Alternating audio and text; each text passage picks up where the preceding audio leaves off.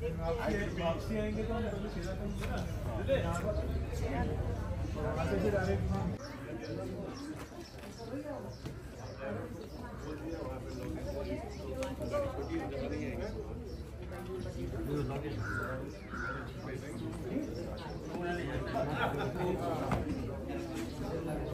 Guys, म doctor फुलामु Sherpa. आज म तपाईहरुलाई 3टा लाइफ सेभिङ ड्रग्सहरुको बारेमा बताउने छु। यसलाई मेडिकल टर्ममा एलएसडी पनि भनिन्छ।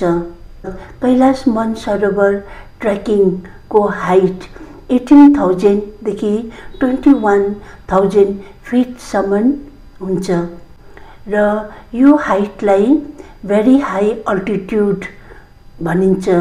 यो कैलाश मानसरोवर यात्रीहरूलाई हाई अल्टिट्युडको प्रब्लम आउने चान्स छ र म तपाईहरुलाई भेरी हाई अल्टिट्युडको प्रब्लमहरुको बारेमा बताउने छु र यसको ट्रिटमेन्टको बारेमा पनि बताउने छु। नम्बर 1 लाइफ सेभिङ ड्रग्समा चाहिँ डायमक्स भन्ने ट्याब्लेट आउँछ र यो ट्याब्लेटको बारेमा म्याक्सिमम यात्रीहरूलाई, पेसेन्टहरूलाई, पब्लिकहरूलाई याद हुन्छ। यो डायमक्स ट्याब्लेट 250 mg मा आउँछ र यो ट्याब्लेट कति बेला युज हुन्छ म यो तपाईहरुलाई ज्ञान दिनेछु। यो डायमक्स ट्याब्लेट एक्युट माउन्टेन सिकनेसको ट्रिटमेन्टमा युज हुन्छ। एक्युट माउन्टेन सिकनेस चाहिँ माइनर हाई अल्टिट्युड सिकनेस हो। यसमा पेसेन्टहरूले नौजिया, वक फिल हुन्छ, उहाँहरूलाई रिङ्गटा लाग्छ, खाना रुच्नु छोड्छ, उहाँहरूलाई निन्द्रा पनि लाग्दैन र यति बेला ट्याब्लेट डायमक्स ट्याब्लेट युज हुन्छ र यो ट्याब्लेट डाक्टरको हिसाबमा लिनु पर्यो। यो ट्याब्लेट डायमक्स हाई अल्टिट्युड सिकनेसलाई एभोइड गर्नु, प्रिभेन्ट गर्नुको लागि पनि युज गर्नु सक्छ।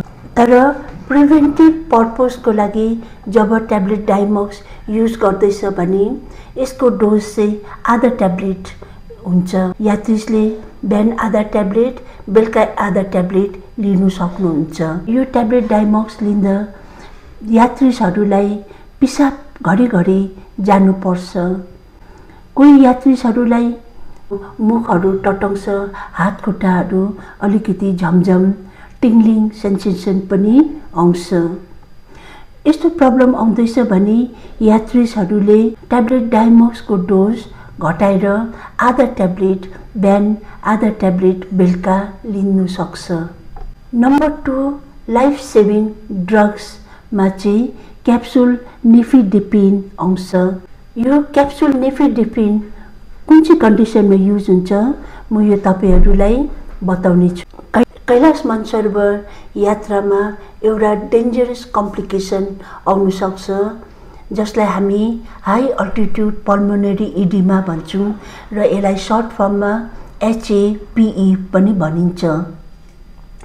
हाई अल्टिट्युड पल्मोनरी इडिमामा के हुन्छ भने यसमा पेसेन्टहरूको लङको वरिपरि पुरा प्रेसर बढ्छ र लङलाई चेप्टाएर लङमा पानी पनि थुप्रिनु सक्छ। यति बेला पेसेन्टहरूलाई कन्टिन्युस कफिङ हुन्छ र खकानमा ब्लड या पिङ्क कलरको ब्लिडिङ पनि देख्नु सक्छ।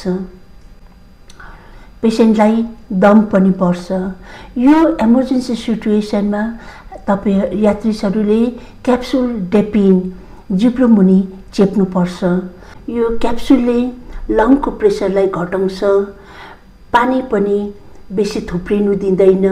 पेसेन्टको सिम्पटम्सहरू जस्तै दम बढ्नु, कफहरू अलिकति कम्ती गर्छ र यो टाइममा पेसेन्टलाई अक्सिजनसँग ओह्रालो डिसेन्ट गर्नुपर्छ। यो क्याप्सुल डेपिन लिँदाखेरि तपाईहरूले हातको बीपीलाई पनि चेक गर्नु पर्यो किनभने यो क्याप्सुल डेपिनले हाम्रो आर्मको ब्लड प्रेसरलाई पनि घटाउन सक्छ। नम्बर 3 लाइफ सेभिङ ड्रगमा आउँछ ट्याब्लेट डेक्सामिथासोन। यो ट्याब्लेट डेक्सामिथासोन 4 mg ट्याब्लेटमा आउँछ। यो ट्याब्लेट कुन चाहिँ कन्डिसनमा युज हुन्छ यो पनि म तपाईहरुलाई बताउने छु। यस पर्वत ट्र्याकर्स यात्रीहरूलाई एउटा डेन्जरस कम्प्लिकेसन आउन सक्छ। यसलाई हाई अल्टिट्युड सेरिब्रल इडिमा, यसलाई सर्ट फर्ममा HACE पनि भनिन्छ। यो हाई अल्टिट्युड सेरिब्रल इडिमा एकदमै डेन्जरस सिचुएसन हो। यसमा यात्रीहरूको ब्रेनलाई स्वेलिङ गराउँछ, ब्रेनमा पानी चढ्न सक्छ, टाउको दुख्छ। त्यो यस्तो खालके टाउको दुख्छ, पेन किलर खाएर पनि हेडेक सबसाइड हुँदैन। कोही पेसेन्टहरू एकदम ड्राउजी, लट्टेको, धत्तेको जस्तो पनि हुन्छ। इमर्जेन्सी सिचुएसनमा पेसेन्टले ट्याब्लेट डेक्सामिथासोन लिनु पर्यो। यो ट्याब्लेट डेक्सामिथासोनले चाहिँ ब्रेनको स्वेलिङ घटाइदिन्छ, ब्रेनमा फर्दर पानी चढ्नु दिँदैन, टाउको दुख्ने सिम्पटम्सहरू पनि घटाइदिन्छ। र यति बेला पेसेन्टहरूलाई अक्सिजनसँग इमिडिएटली ओरालो डिसेन्ट गराउनु पर्छ।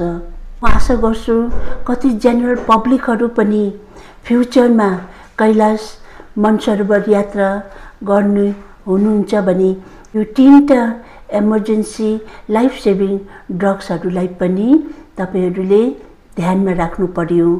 र म अन्तिममा तपाईहरुलाई एउटा एडभाइस दिनेछु। लङको पेसेन्टहरू, हार्टको पेसेन्टहरूले कैलाश मानसरोवर यात्रा एभोइड गर्नुमा राम्रो हो। धन्यवाद।